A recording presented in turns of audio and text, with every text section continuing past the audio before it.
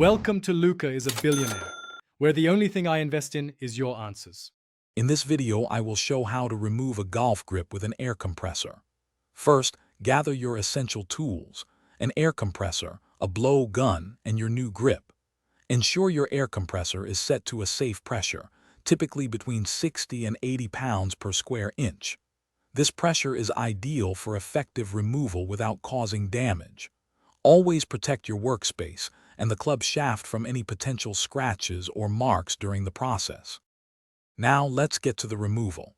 Carefully insert the blow gun nozzle under the lip of the old grip, creating a small opening. Apply short, controlled bursts of air, rotating the grip as you go. This helps to evenly distribute the air, breaking the adhesive bond.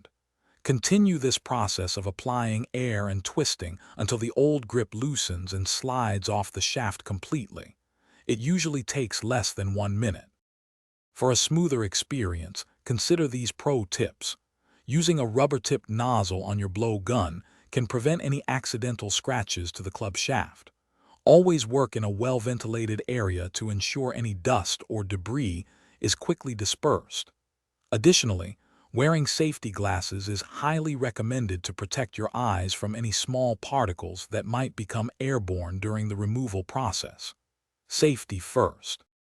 Once the old grip is off, the next steps are crucial for a perfect new installation. Thoroughly clean the shaft, removing all traces of old tape and adhesive residue. This ensures a clean surface for your new grip.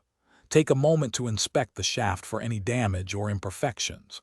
Finally, prepare the shaft for your new grip installation, ensuring it is completely smooth and ready for the next step in your re-gripping journey. Thanks for watching and please subscribe. It's the best investment you'll ever make.